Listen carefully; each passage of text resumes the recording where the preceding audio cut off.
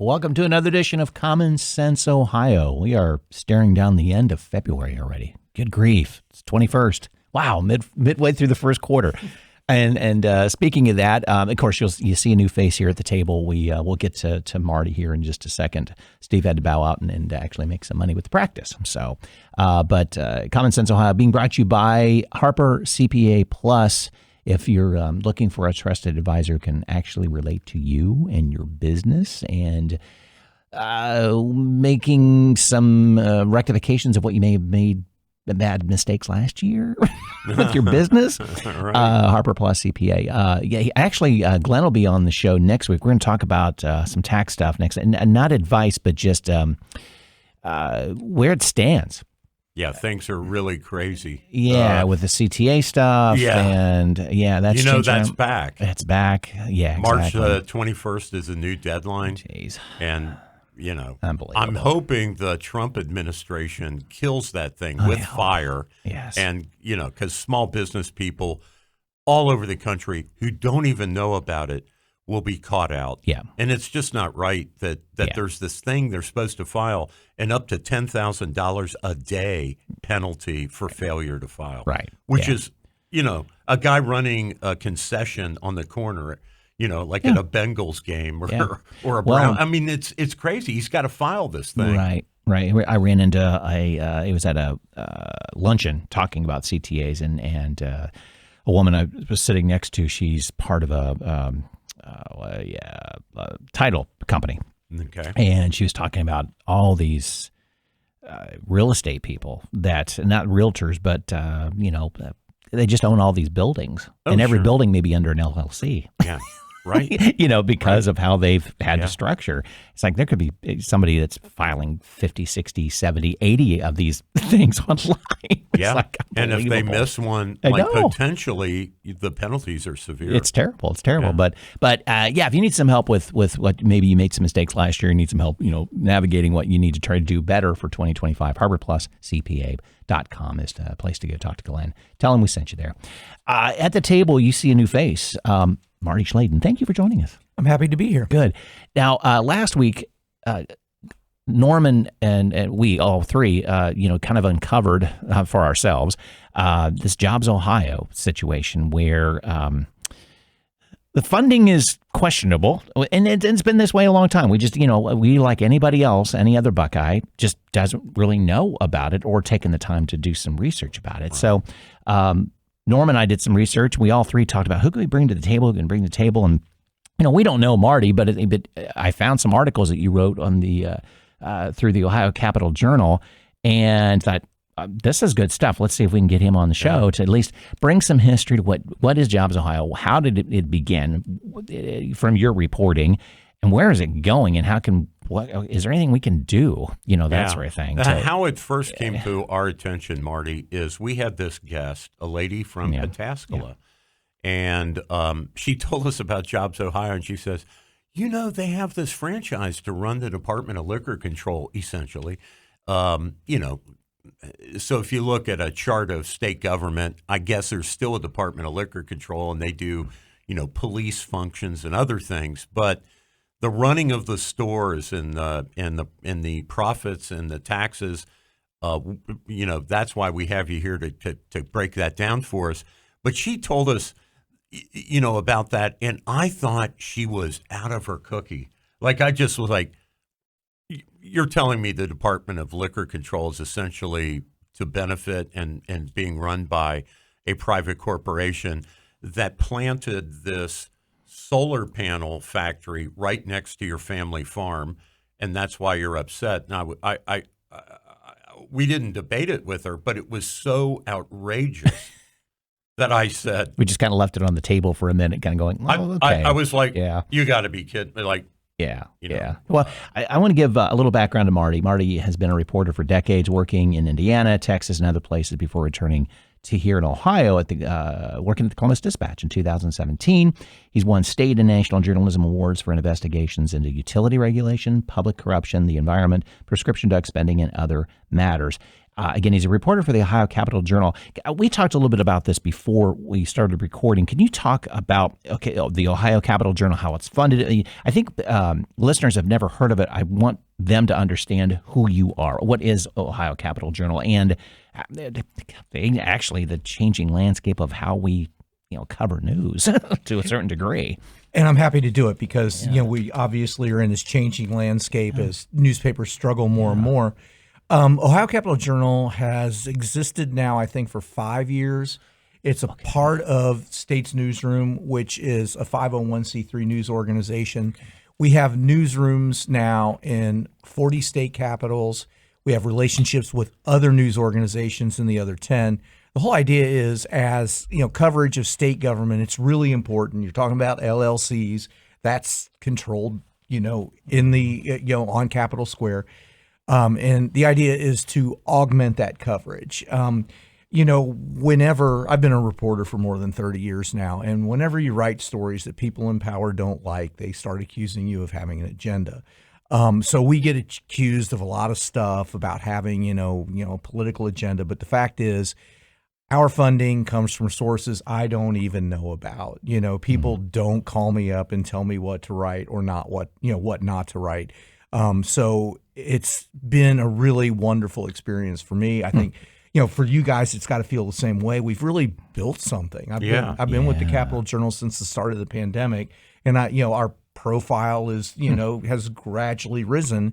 But that's why I'm really happy to be here to talk to you about it today. Yeah, we read your stuff, and I think it's fair. I think it's down the middle of the alley, and what I especially love that is almost absent from news, electronic or print, is you're an investigative reporter. You dig into the facts. You dig in behind, like where other reporters might stop at a press release.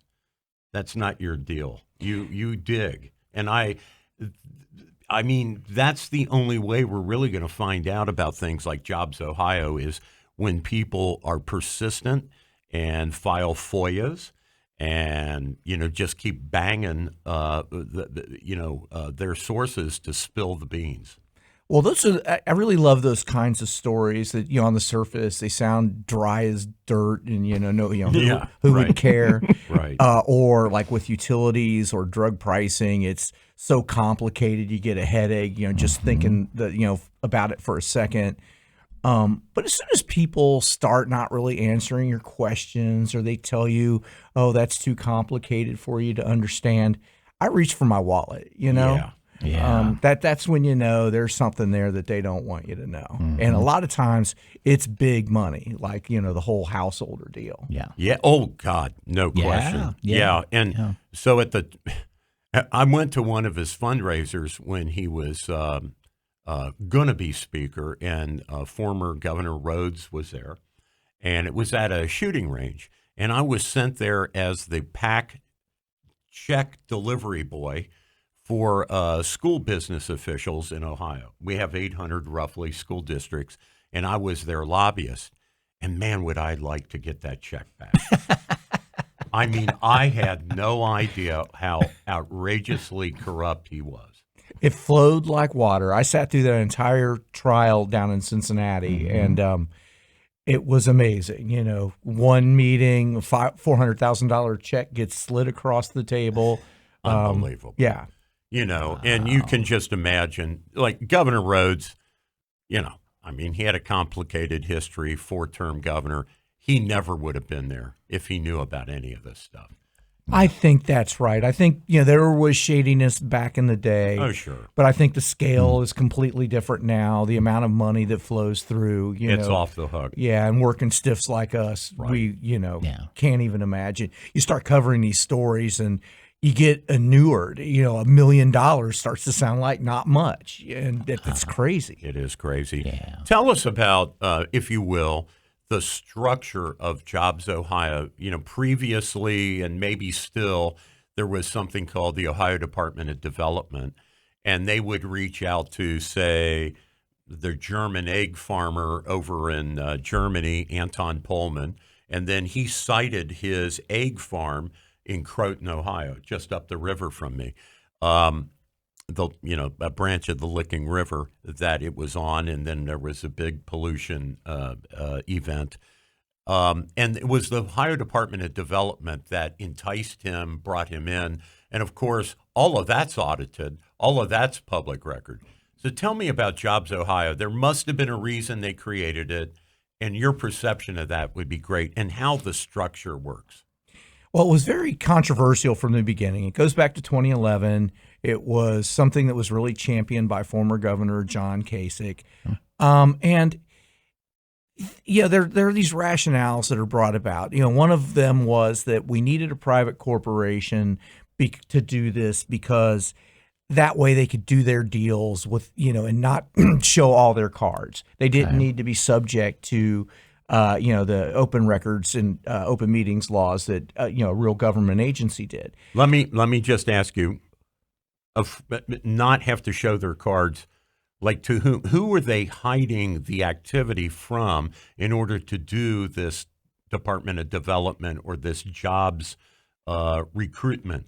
Was it other states that, like, if we're competing against Indiana for a data center, they don't want the state of Indiana to use public records to find out what Ohio's trying to do? Or what who are they hiding it from? Well, that's the rationale. That is the rationale. Yeah, I've been around too long, so I've been around since I've watched the proliferation of open meetings laws.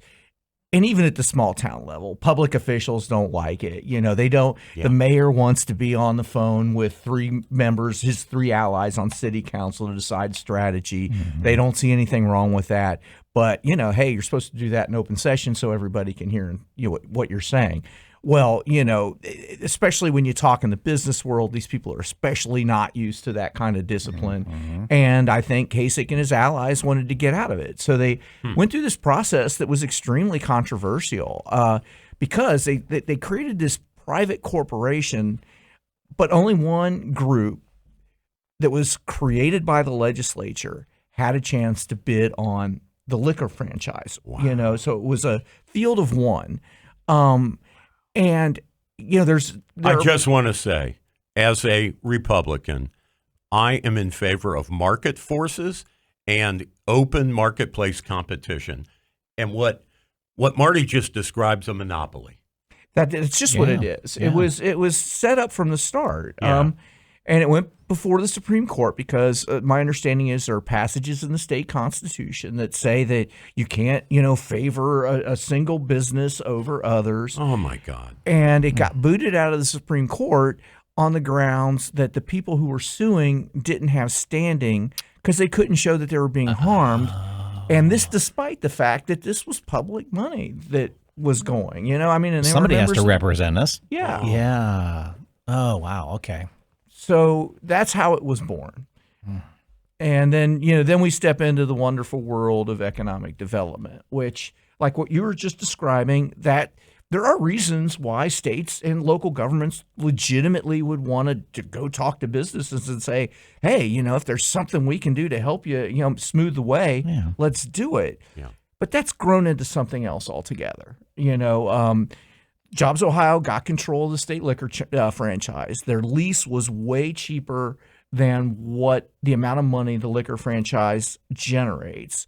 They basically had to pay off $1.41 billion. This was bonded indebtedness. They'd floated bonds on other stuff before. So JobsOhio floated its own bonds. Those are now retired.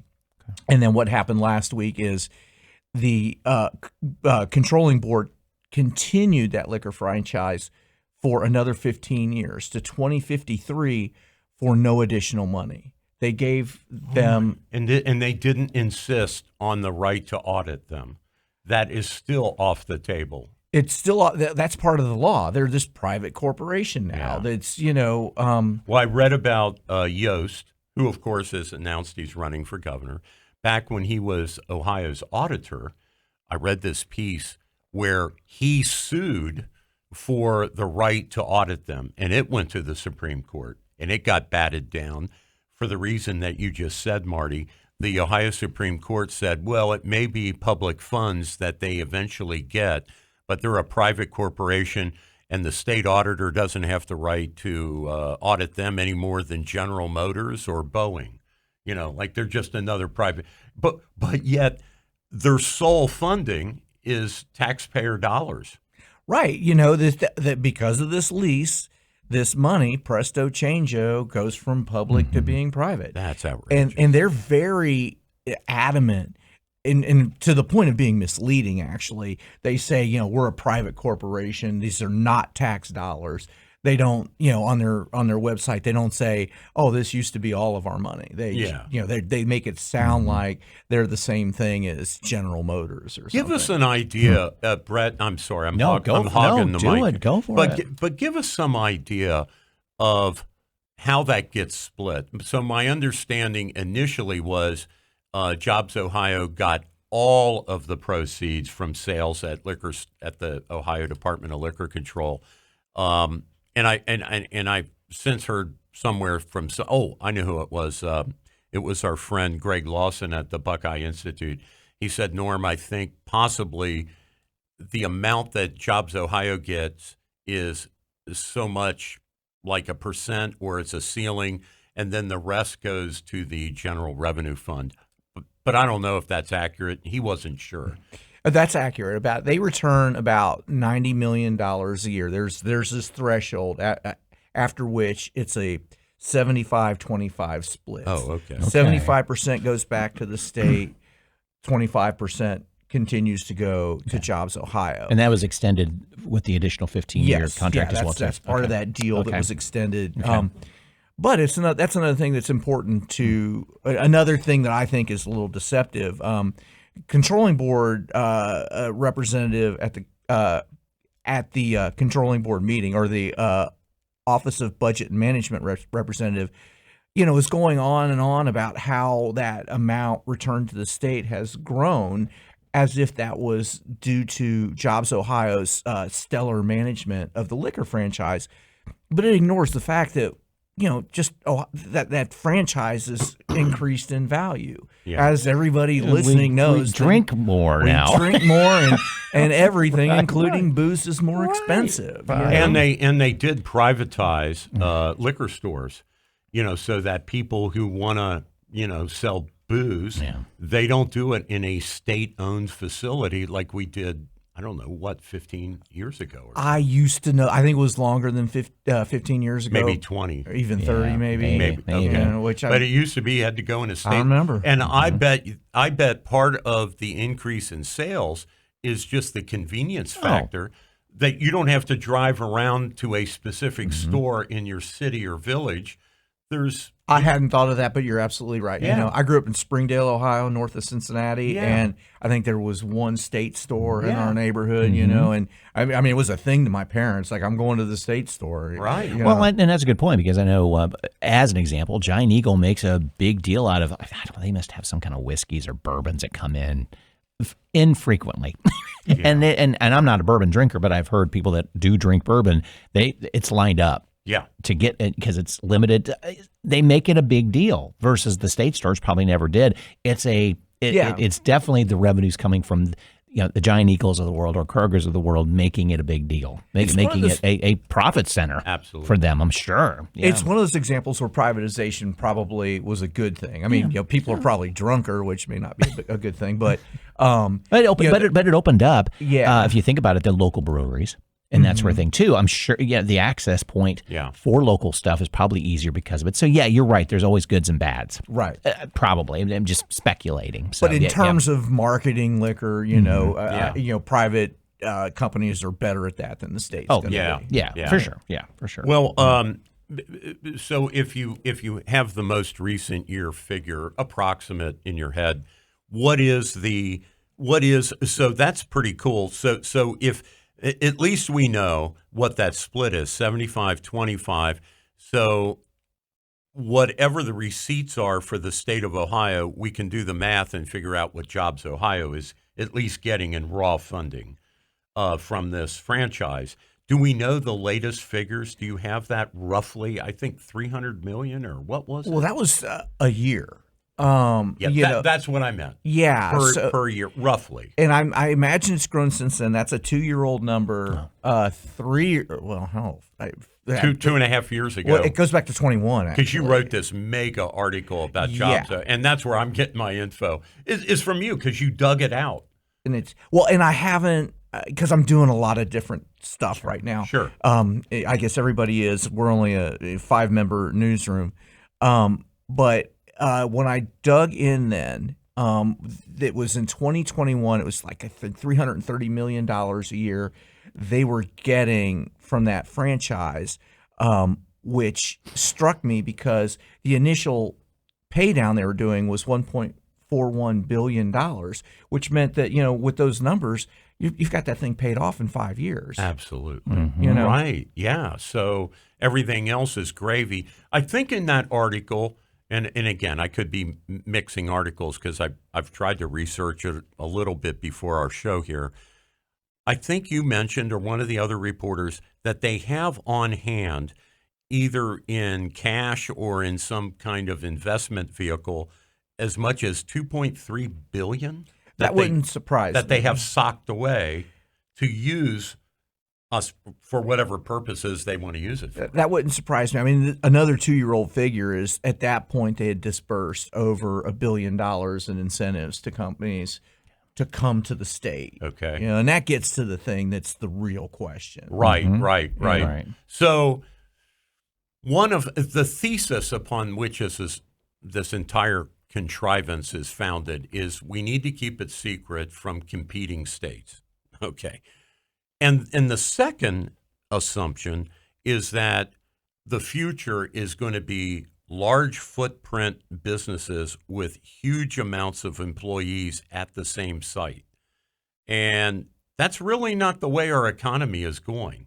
Like, I guess you got to go back to Ross Perot when NAFTA was first passed, and he said, those are your jobs leaving. And everybody said the future is going to be online, electronic, people working out of their homes. I mean, we had this figure from Doge, only 6% of federal employees are actually going to the office because during COVID, they had to stay at home and they did their work from home. And so you're wondering, well, is Ohio really like fighting the previous World War when the future is going to be totally different? We're going to have dispersed employees, and Brett has mentioned that at these data centers, there's a very small number of actual human beings in some of these buildings. Even Amazon, their warehouses have these robots, and just a small skeletal number of employees. So the pretext for JobsOhio seems to me to be an older pretext, like let's bring in a Honda factory where there's going to be tons of people working in Marysville or something.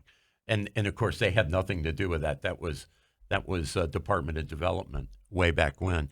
So I'm just wondering, like, what do you see on the business side? Like, does the pretext, the thesis for underpinning JobsOhio, is that a thesis that's going to make sense in 5 or 10 years even, They would say yes. They say they focus on 11, I think it is, sectors that they think are growth employment sectors. But you're raising these really great questions, and that's where more transparency is in order. Somebody from JobsOhio ought to come on this show and talk about, this is why we think this is the future of economic development. Yeah. And with these data centers, that's we're passing out these huge incentives like they're candy. A guy from Microsoft told, and this is what I think is the real issue, a guy from Microsoft told the New York Times, we don't look at these incentive deals when we're looking to locate somewhere because they've got all these other considerations. You think about Intel locating here in Central Ohio. We offer a lot. We're really close to a town with a major university. That means you've got a workforce. And those are thirsty factories. And, so they've been locating them out west. And I've spent some time out west writing about the unavailability of water. Well, Central Ohio's got plenty of water. So we're giving them $2 billion in incentives to build a $20 billion plant. And there's just no reason to suspect that they wouldn't have just built that plant here anyway. And that's a big deal. I remember I was on, and Indiana can know all about it, and it still doesn't matter. No. I mean, I think that another thing that why it was located there, and this is secondhand, so I probably shouldn't repeat it, but I understand that Les Wexner played a role in working out the real estate deal up there. So I wouldn't be surprised if you think about the proximity of where it is. Exactly. I mean, he was called at some point in time, probably. Come on. Yeah, I think that's how it worked. But I was right after the Great Recession started. I was on the business desk in Fort Wayne, Indiana, and it's a big GM town, and I was talking to the guy who was the head of communications for Volkswagen North America, and it was about these economic incentives, that they've located some auto plants down south, and the numbers are like, $1 billion or $1 million per job for those plants, which is essentially what we're doing for these data centers now. Okay. But at that time, that was a shocking number. Yeah. And this guy from Volkswagen told me on the record, a reporter, that, oh yeah, we don't even really consider those incentives. We know they're going to come. We've got other more pressing considerations when we decide where we're going to locate. And that's, so they knew that in 2011. Yeah, this was 2007 or 8. When referencing the time when JobsOhio was created. They knew that. Yeah. This is, this has been a question that people have been raising for a long time, but you're kind of the turd in the punch bowl when you raise this issue in certain company. So let me ask a very impolite question. It's public record, but you would know because I was not tuned into this like this. You and a lot of, almost everybody else in Ohio. This little farmer lady from Pataskala, who was our guest here, started this ball rolling, and then Brett and I have been getting more and more exercised over the thing. But the impolite question would be, when this thing passed, and again, if you will, at the controlling board just last week, when it passed a second time, basically. So they're in the middle of this 25-year franchise deal that they got going back in roughly, say, 2013, and then that kicks off 25 years. And then in the middle of that, it's not even run its course yet. They get another 15 years. And so what I'm wondering is, has this become a partisan issue? That's how dumb I am on this issue. When Kasich pitched this and it got debated, you said it was controversial. I can see some Republicans not voting for this, but obviously the majority did. What about the Democrats? Where are they on this? Is this a partisan thing now, or are both parties kind of okay with JobsOhio? I'm not in the State House every day like my other colleagues, so I'm not expert to say, but I think that this was a Main Street Republican issue, or whatever you want to call it, when it got started. Sure. But now, there was one Democrat at the controlling board meeting, only person to raise questions. Yost, after he raised questions prior to the meeting, didn't send anybody. They wouldn't get back to me about it. So I wonder whether there's just and we reached out to them too. And you didn't hear back. Didn't hear back. Right, so, Brett? Yeah. Didn't hear back. So I wonder whether, there are people, as we all know, Dave's running for governor. I wonder whether people are like, look, this is the deal. Because the governor gets to appoint the board. Yep. Yeah. Well, and I brought this up last week, too. It's like, okay, the timing. It's like, well, if Yost is running, they're probably doing some chess, going, okay, we need to get this renewed now because in 2 years, Yost could be governor. Right. He could be. That's right. Who's to say? He's got just as many odds as anybody else right now, looking at it at 2025. He's probably the leading candidate. Could be. Actually. And if we don't right now, because we have a friendly governor that'll have friendly ears. Well, and I have to be careful that, I'm speculating a little bit, and I need to label it clearly as speculation. Sure. So, I don't know about that, but I do know that the case they made for the extension is highly suspect. Exactly. They said that crazy. These contracts we're entering into are multi-decade. We need predictability. Well, if your lawyer colleague were still at the table, he could say it better than I can.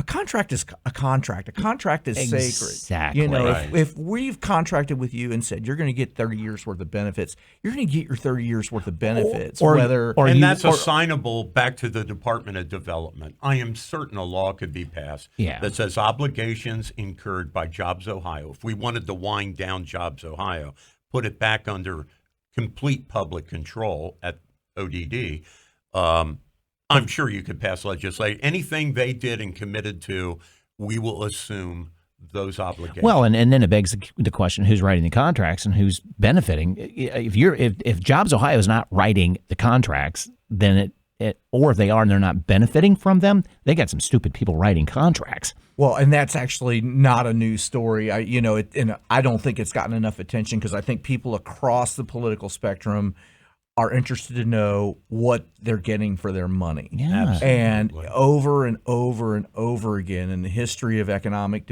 deals going back 15, 20 years, we sign these contracts. We go, oh, we've got these ironclad guarantees in them. You're going to create this many jobs. You're going to stay here this long, blah, blah, blah.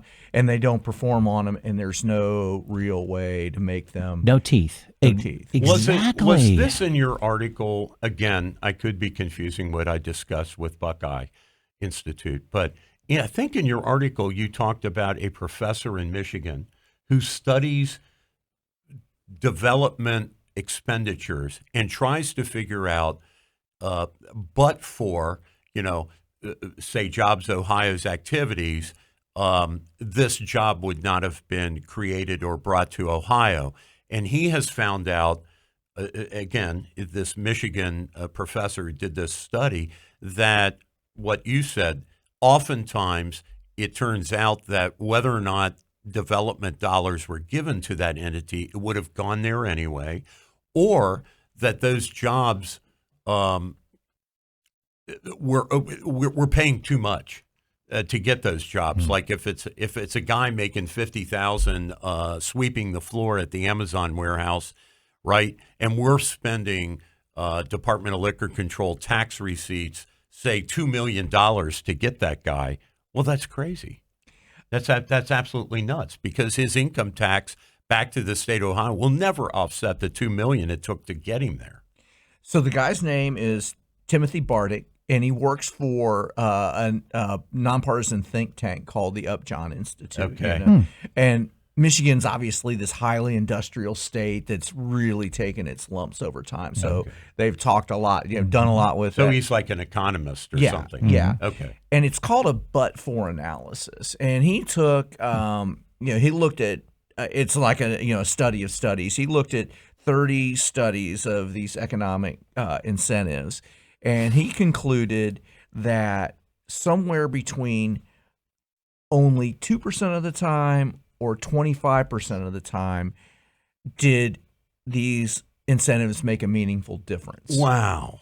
So at most 25%. At most 25% of the time, which means that 75% of the time, at least, we're giving them money for doing what they'd have done anyway. Wow. That's crushing. And the one that I wanted to touch on that I've always found particularly questionable or dodgy is the job retention. And it's not just Jobs Ohio. Economic developers anywhere want to tell you, in my mind, I may be overstating this, that every day that a business doesn't fire all of its people, that's a success for the economic developer, right. Yeah. And it's like, how do you even measure How do you that? claim that but for you, that job stayed here? Right. So I'll give you a good example. And this goes back to my father, who was a state representative from Hamilton County, Ohio. When Governor Rhodes succeeded in getting Honda to Ohio, you can imagine Ford and General Motors and Chrysler up there, the Jeep plant. Well, at that time it was American Motors. But you can imagine they're all throwing a fit that all of this largesse is being given to Honda. Well, we can pack up our Lorain GM factory, or we can pack up the Sharonville Ford transmission plant, and we'll just take that to Kentucky or Indiana because they'll give us some goodies. So they threatened to leave Sharonville, the big Ford transmission plant in Sharonville, Ohio, which is a suburb of Cincinnati, and Dad, got some kind of tax package to keep Ford in Ohio because there's this trickle down effect, right? If you're going to give, say, Intel or Anduril or Honda or whoever, the Chinese solar panel factory in Pataskala, if you're going to give them all the goodies, then what about the companies that are here that are doing work here and staying here? In effect, we, the taxpayers and those companies, we're paying for other people to have these goodies that we're not getting. And I think that it's a ripoff. I think it is, and I think that the bidding war part of it is has really amped up, and probably the most tangible example of this that people are familiar with are professional sports teams. God, that's where my mind was going too. Oh, that the Browns Stadium. Yeah. It's so transparent. Yeah. Of the not bribery, but the dollars, just like, come over here. Exactly. As if every NFL franchise is worth more than $1 billion. So the owners are literally billionaires, but they can't afford to build their own place of business. Right. Exactly. What a great way to put that. They can't afford to build their own place of business. Yeah. So they say. Yeah, so exactly. they say, and especially with NFL franchises, there's so much emotion tied up that they've really got city leaders over a barrel. But losing the GM plan is actually more important to the community. Well, it is, because you're dealing with every day a GM plan, every day somebody going to work. That's right. Football, 6 games a year, if that, right? And most people can't afford to go to the games. I mean, tickets are $100 and beers are $15. Right. When the Bengals were just stinking up the place, pre-Joe Burrow, they had about a 15 to 20-year run of horrible, right? So the Brown family rattled their saber. We're gonna go to L.A. or we're gonna go to San Diego. We're gonna go out west. We're thinking of bolting, and they got, by every report, the best deal. This is the worst team in football. Got the best deal for a stadium, and if Taylor Swift plays a concert, in the Bengals stadium, not only do they get the revenue from renting out the stadium, they get all the parking. They get all the concessions. If I can just insert parenthetically, the Wall Street Journal at the time called it the worst stadium deal in the history of stadium deals. Cincinnati doesn't have a great track record for making city the deals, right? No, they don't. No. They just don't. No. It seems like. And look at Cleveland. They're about to enter into the same nightmare. Yeah. And I'm sure it's playing on people's heads up there that we lost our first team, right, to Baltimore. Yeah, oh yeah. And we got to do whatever it takes. Yeah. Whatever it takes to keep them in the area. Yeah. So if they go to, what is it, Brook Park? It's out around the airport, around near Berea. My understanding is it's in the middle of a lot of land that the Haslam's own. So all of a sudden their real estate gets. That's my understanding. I haven't reported this, but I think you're right. I think it's at that Brook Park exit. Yeah, something like that. Where that what is it, the IX Center or whatever? Yeah, like it's right near that. Yeah. So, you talked about efficiencies, or that all the way from 2% to 25%. So, you did a nice article on this as well too, and I wanted to put some spotlight to it. That how do we gauge that JobsOhio is actually doing a good job?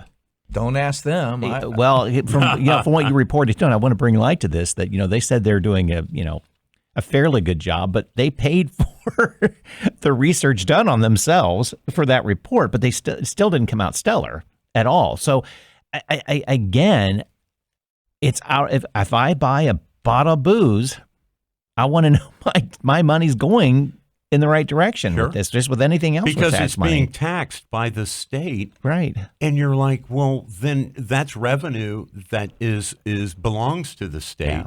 And if you then give a monopoly to a private entity that the state created, why can't that be audited? Yeah. And why would... So Yost, when he was auditor, argued for this audit before the Supreme Court. Why would he not then advocate as AG now? And this is what I would ask him if they were at the table. Why did you not put in a term that, okay, we'll give you the 15 years, but henceforth you're under auditable notice, and you agree to that in the extension as a term of going forward. We have to know what you're spending this on. Yeah. You know, Marty came up, I think this was in your article, 2022 stats, 106 employees, $180,000 average pay for those 106. Saw that too. Yeah. I think it's $2 million for the 5 or is it 6 board members. I don't know what the executive director makes. It's got to be $1 million or whatever. I mean, he's there next to DeWine and Biden at the Intel site with his shovel. Right. And I'm like, oh, Jobs Ohio, that's a friendly little name. That's probably the Ohio Department of Development. And then I find out, oh, no, actually, it's an unaccountable organization, which we don't know anything about once they get the money. Yeah. And I was neglectful in not pointing out, too, that in several instances, I think at least 5, Jobs Ohio incentives have gone to the companies of members of the Jobs Ohio board. I was going to ask about that too. But talk a little bit more about that. Oh, if you can. Yeah. I don't know a ton.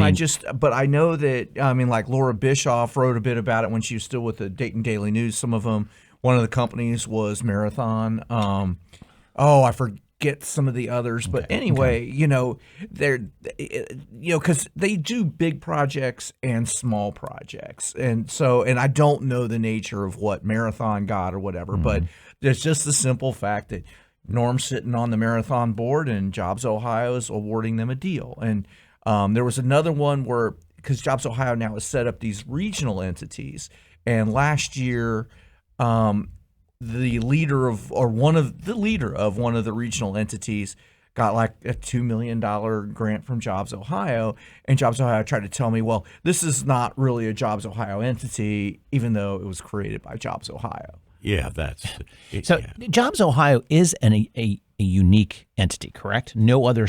It's not replicated anywhere. Is that correct? I wish I knew, but I don't. I would be surprised. I thought I had read that somewhere. Maybe you and Greg ought to talk at some point, but Greg at Buckeye said he knew of no other state like this. He would know better than me. And he said it is totally unique to Brett's That's point. what I thought. And in the guise of they wanted to hold the cards, and we're going to one up states around us and that sort of thing. So I was just curious if that had come up or just to confirm. And I think it's confirmed. I don't know of any, not that I'm in that world, but I would think that it would come up, especially with looking at how well Jobs Ohio supposedly is doing or not well, that they would compare it to comparable entities. Well, so that's something I tried to do, and this is probably another thing I should have said earlier. They say they focus on these 11 or so sectors. They have not shown me any statistics. In fact, they've refused to show me some statistics that would indicate they're doing any better than our neighboring states, which could be a fair comparison, or the country as a whole in those areas.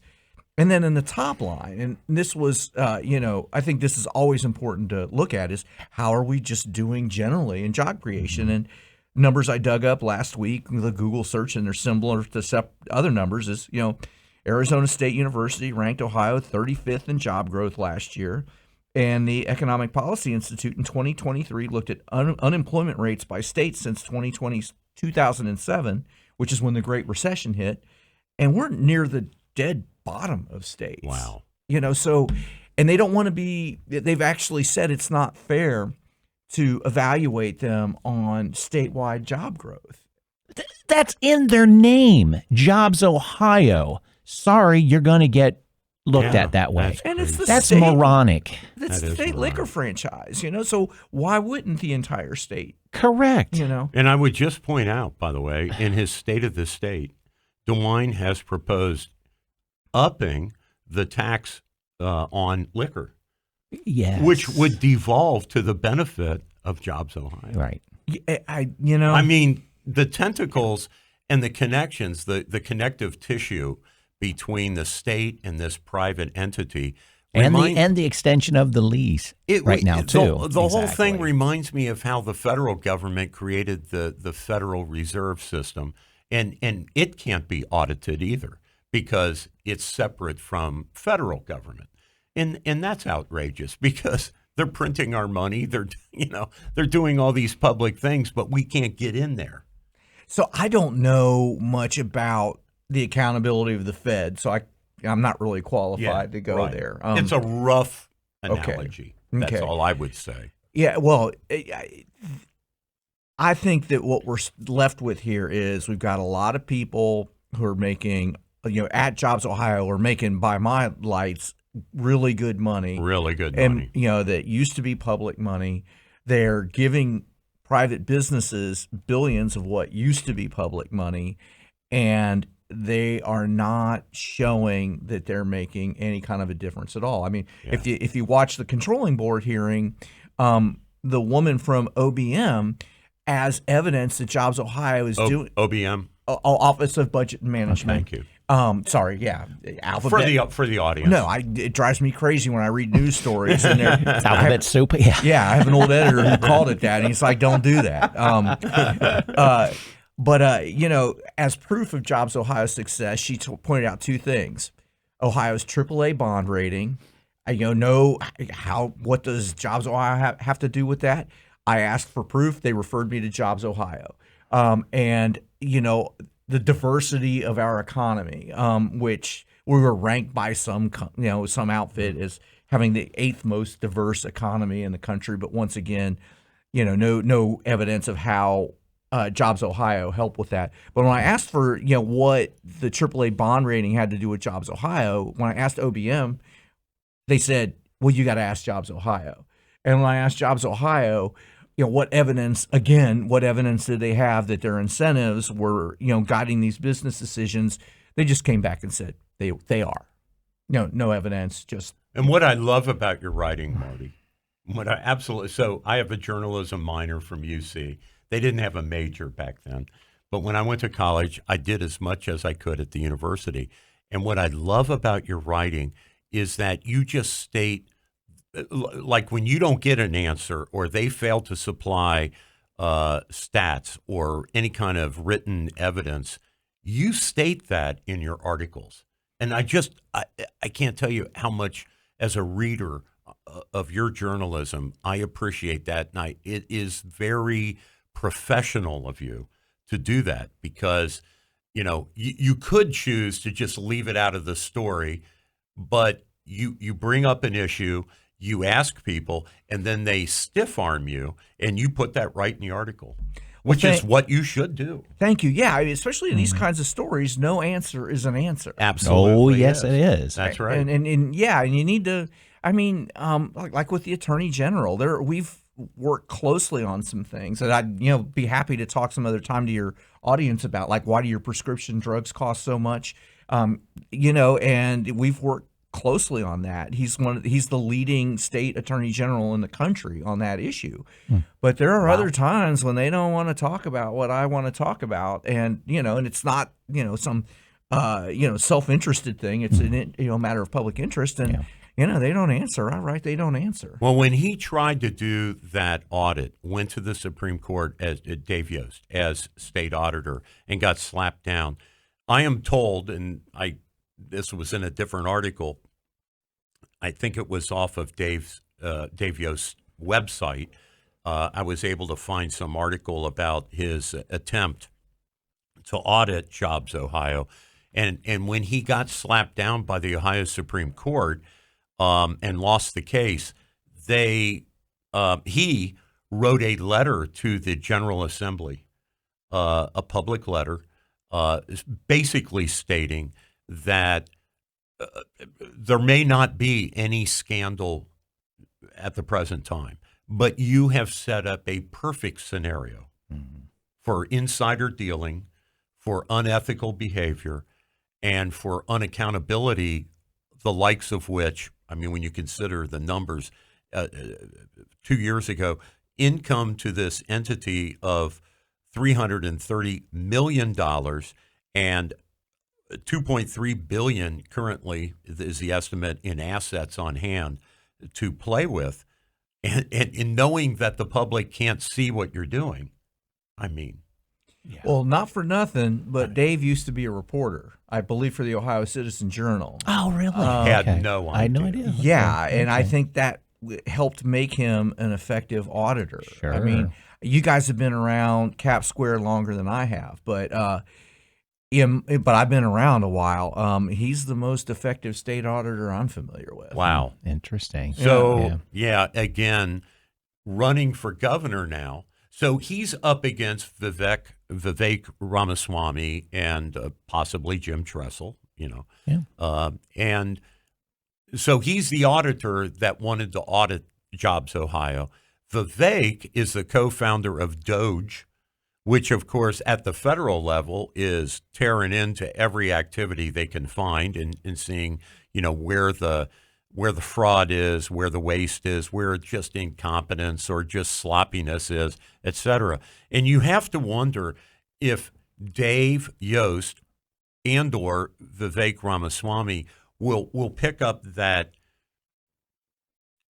Doge concept and do a Doge on Ohio or recommend that it be done, because I think if there's a swamp in D.C., there's a swamp right out there on Capitol Square. Well, I have my questions about how effectively Doge is doing. That's fair. That's fair. I've been around. I came up through small papers in Indiana. Okay. And anybody who's been doing this for a while, the guy who hangs around the courthouse or city hall, and then he runs for mayor and he goes, I'm going to cut your taxes. I'm going to do this and I'm going to do that. And you ask him, how are you going to pay for it? Waste, fraud, and abuse. And you say, well, like what? And they'll say things like, well, I need to get in office and look at the budget first, even though the budget's a public document. But what they find out is that things are a lot more complicated than they think they are. And so, like I've got a friend who administers, nationally administers these public social service grants that are federal. Mm-hmm. And they've been locked out of all their money by Doge several times now. And what that means is, like this little agency she deals with on the edge of Indian country at the Pine Ridge Reservation, the Indian healthcare service is far away, and there's a lot of poor people who don't have ways to get to the doctor. Is that in Arkansas? This is in South Dakota. South Dakota. Okay. Yeah, I forget what tribe it is. But anyway. Yeah, probably Lakota. Yeah, I'm guessing. You may know more about that than I do. But anyway. They're the ones that kicked Custer's ass. There you go.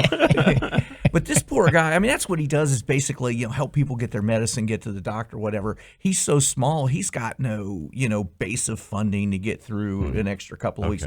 He's been flat broke. He's been, basically made flat broke by Doge just coming in and saying, we're shutting down these grants without anybody doing, taking some careful look at, okay, is this waste or is this a worthwhile program? They're just, I'm hearing directly from people, they're just swinging the axe kind of wildly. Kind of a bull in a china shop. Yeah, and I think it's partly because, Elon Musk has never, run a government. He thinks he knows everything because he's surrounded by people who tell him he knows everything. Yeah, I think that there's good room for criticism. I guess I envision what Doge is going to have to mutate to is bringing in experts on budgeting, experts on spending, not the 22-year-old kids, who have a high school degree, who may be wizards, and they're a lot smarter than me. But I think that eventually the complaints are going to pile up. My favorite example of Doge exceeding its brief, if you will, was when they came out with this claim. No, don't get me wrong. I'm in favor of Doge. So we may differ there, but I'm in favor of a smart Doge, and I don't like the bull in the china shop. Well, then I'm in favor of a smart Doge too. There we go. Yeah. But when they came out with a statement that $50 million had been spent on condoms in Gaza, they had the wrong Gaza.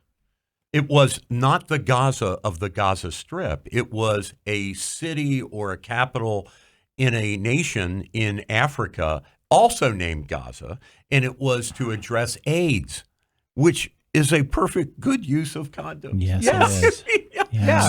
So they went, I can almost see the kid, like super excited. Oh my God, $50 million Well, to Gaza. Yeah, and that's some of it too. Is they have to move information so fast to justify. Well, and well, also, they don't have to. They don't have to. That's my point. But they want to, and they're moving it too fast, and they're not giving it a day.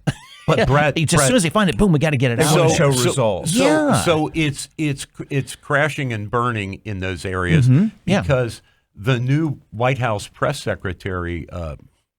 I can't think of her name either. Catherine or Karen or something. Yeah.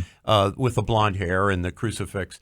She's being fed this information, and she kicked off the list of Doge's exposés with that example from the White House microphone, and then had to correct herself. And that's because they're not taking their time. Right. Well, and that's a discipline you learn coming up through newspapers, and they would benefit from this. Like, which Gaza are you talking about? Well, if you're or even to know there's more than one Gaza, which I wouldn't know either. Right. Not many people would, but anyway, yeah, go ahead. But especially, especially back when newsprint was such a big deal, you write something, and it's going to be on tens of thousands of doorsteps in the morning.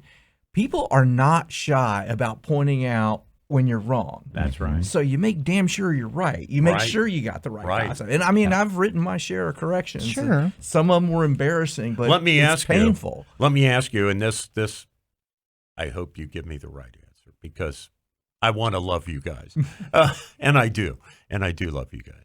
But like, what's driving me crazy as an old print guy, trained in college, worked on the student magazine and newspaper and all that. So I have some familiarity with meeting a deadline. I was one of the editors there of this little, UC. A newspaper's a newspaper. Yeah, it's called the News Record. And so what that went to was something in the newspaper business we called the morgue. And that's where the clippings all get stored like forever. And so, to your point, you make a mistake in print. Now, what is going on in the electronic age, and I hope you guys aren't doing this. So if you make a mistake, I hope you correct it and never delete your mistake. But like the New York Times is actually rewriting old stories, leaving out their mistakes. And that bothers me, because then when you go research their morgue, you'll never know that the reporters initially made a major mistake. So what I do when I've got something pointed out to me that I think is a substantive error, I append a correction to the top of the story in italics. I was going to say ital, but that's jargon, journalism jargon. I say what the mistake was. Okay. The way I was taught to write corrections was you don't repeat the mistake in the correction. I do that now. I say, what was. Dude, you're a badass. You're a badass reporter. That is awesome. Yeah. Well, how ethical. That is the thing you do. We do. So if I get something wrong and a listener, viewer reports it, and we figure out, oh yeah, we were way wrong, we open the show with what we got wrong. Good on you. Hell yeah. Well, and what that does too is, it is painful to write corrections. It's painful. Nobody likes to admit that I was wrong or whatever. No. But at the end of the day, ironically, it burnishes your credibility. Yes, it does. It's like, I was wrong. I'm telling you I was wrong. Yeah. That way you can believe that I'm trying to get it right tomorrow, Well, right. Marty, the last piece, I know it's been an hour, but the last piece that I have on this situation, because I live out in Intel country, and I've seen what happened to the original New Albany people when, I'm not condemning Mr. Wexner, I'm not condemning the New Albany company. It's just a fact of what happened. When they go in and they gentrify, or whatever you want to call it, or develop rural land, and I'm sure urban land, right? Like the Over the Rhine where they put the casino in Cincinnati. When you go into a low-income, low property value situation with one of these incredible projects, a $20 billion project, what JobsOhio is not helping with, and what I find to be just outrageous at the State House, because the politicians aren't helping with this, is imagine your grandmother, let's say, living on 5 acres in New Albany or Johnstown. Okay, her sole income is maybe whatever is left in the bank account from Grandpa who's passed away, and she's living in this place, paying her real estate taxes twice a year with her social security check, right? And the homesteading thing, I looked into that because I'm starting to get up there where like I could qualify. And my real estate taxes, I don't mind saying it, are about $8,000 a year. They doubled from what they were because of Intel coming in. And but the homesteading savings would be $200. It's not a lot. It's not a lot. Yeah, it's not. So what is happening? What is happening, right? Is the vultures are circling the little old ladies and saying, well, now your 5-acre farm is worth $4 million, and the Licking County auditor is sticking you with, I don't know, a $25,000 a year bill, and you're getting maybe $15,000 in Social Security. So they're instantly upside down. And where the hell is JobsOhio to help those people who are impacted by these development projects? That's a major beef that I have. If you're going to be in charge of development and you basically,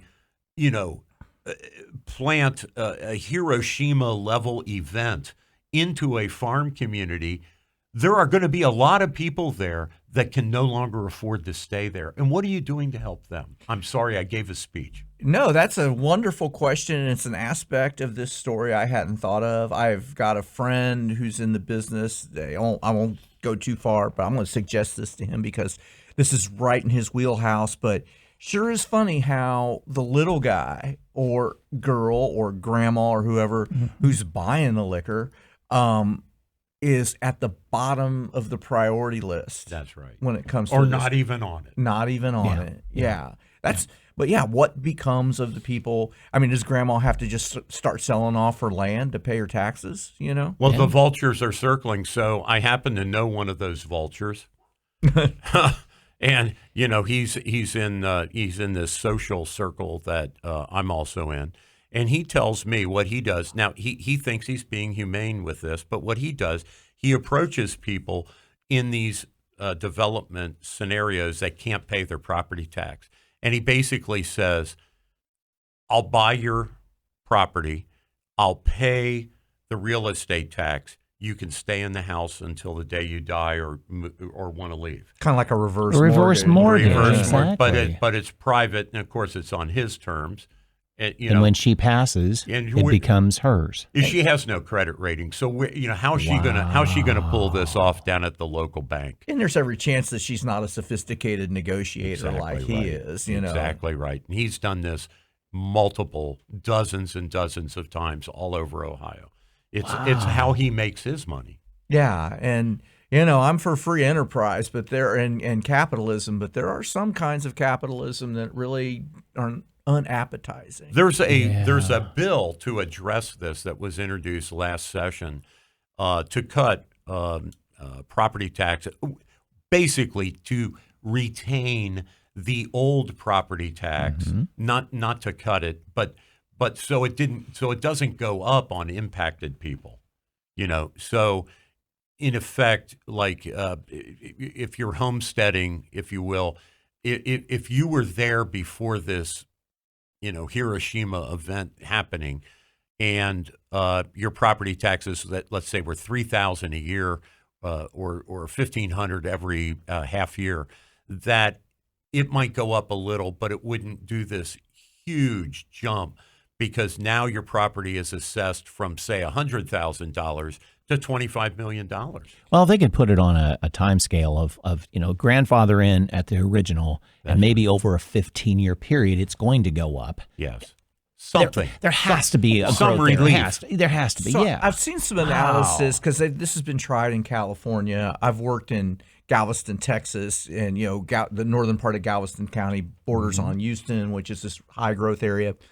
And when you do the sorts of tax controls, the argument goes, what you do is you artificially block up the market because people have a really strong incentive not to sell even when it's in their interest. But this is gentrification is a really tough nut to crack. But it seems to me that maybe a consideration should be the beneficiaries of this Hiroshima event ought to subsidize the people who are impacted by it, Well, that's true because of all the money that they didn't necessarily have to have from Jobs Ohio Right. could go to help. Yeah, pay for what you're taking from everybody else. Good point. There is one Good family, point. Filter through there. I've said this in previous shows, but this is a remarkable statistic. So it's a $20 billion project, they say. It'll go over budget. We all know that. Yeah, and that's even contemplated. It also may be bigger, Yeah. Yeah. And the original company that got all this,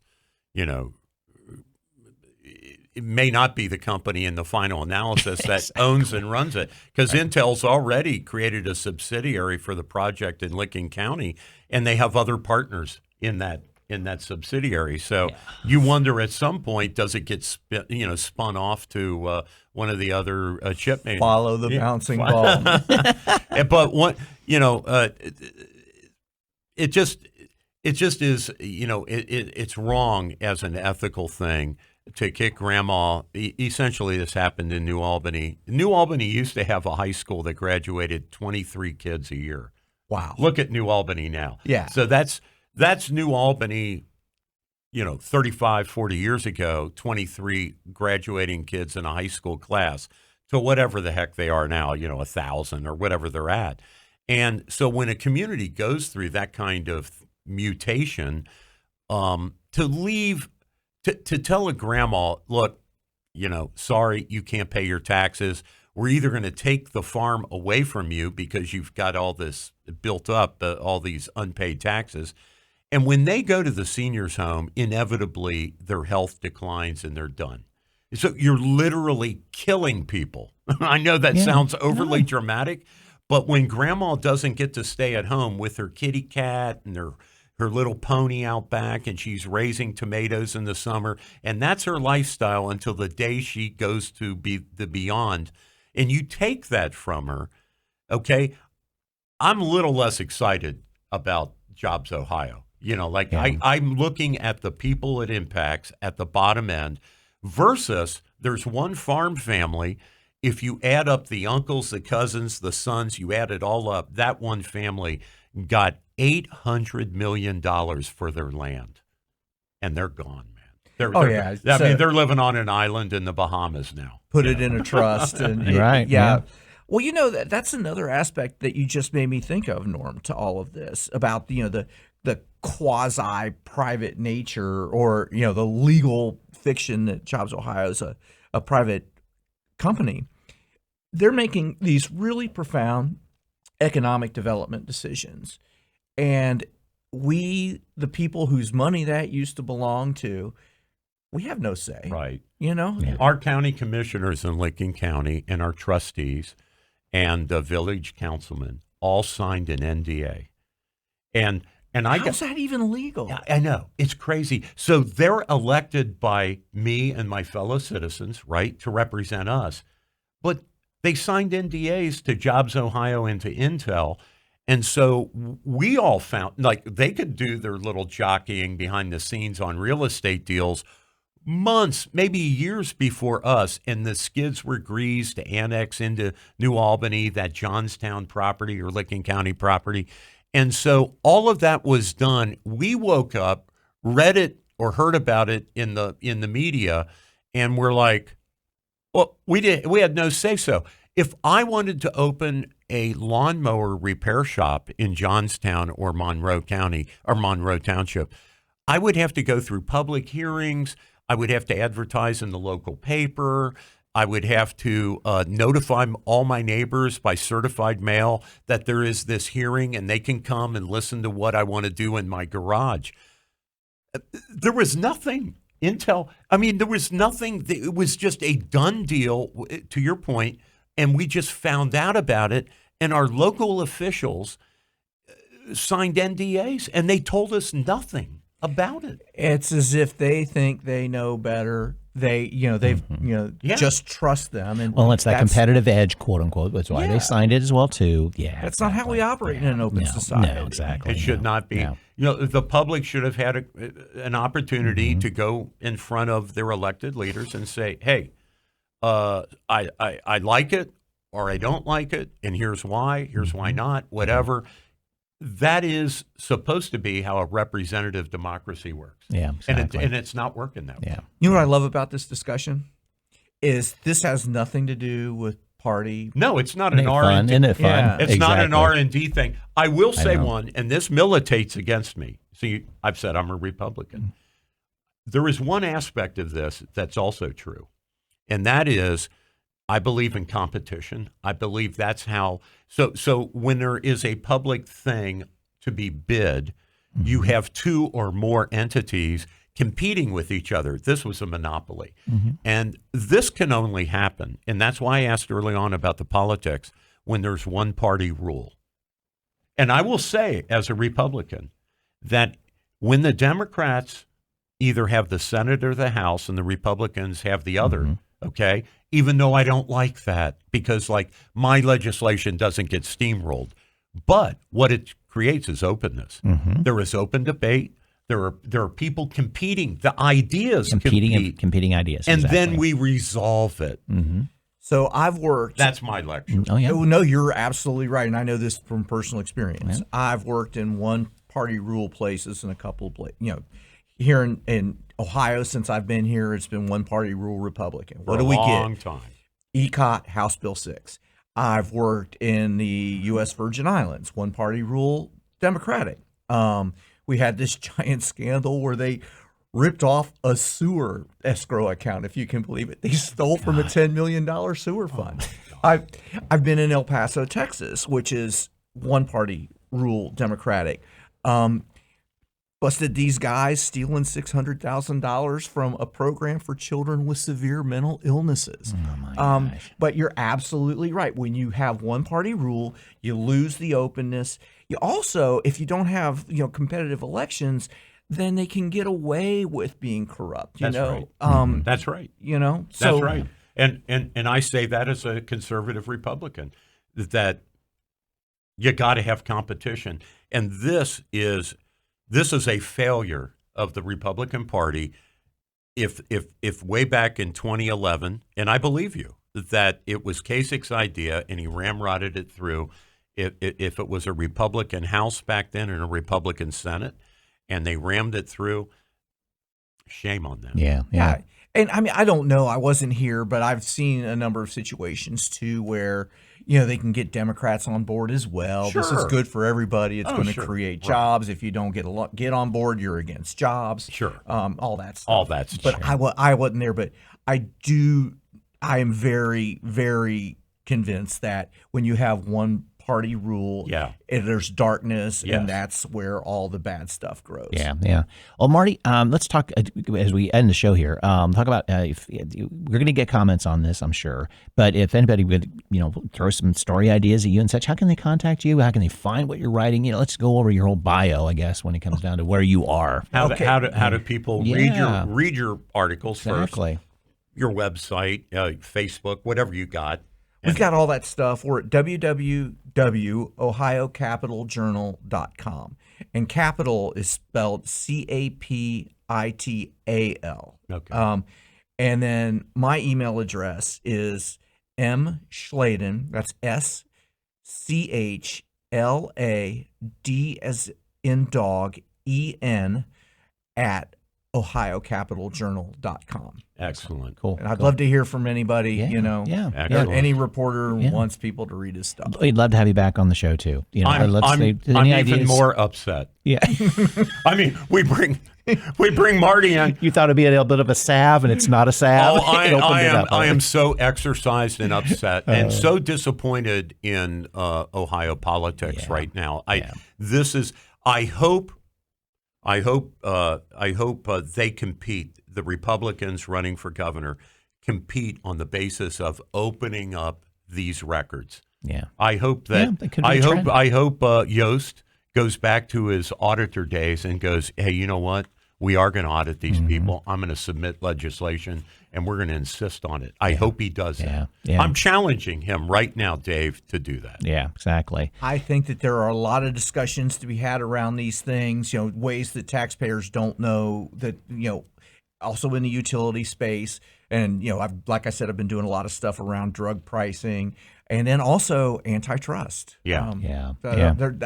We want you back. Yeah, exactly. Let's do it. Yeah, 100%. we'll figure it out. We'll figure it out. Yeah. I really enjoyed it, guys. Yeah. Well, Thank find you. everything on our website, commonsenseohioshow.com. Of course, we're brought to you each and every week by Harper Plus CPA. You can find them. You can find all the links and stuff in our show notes as well, too. And we'll be back next week.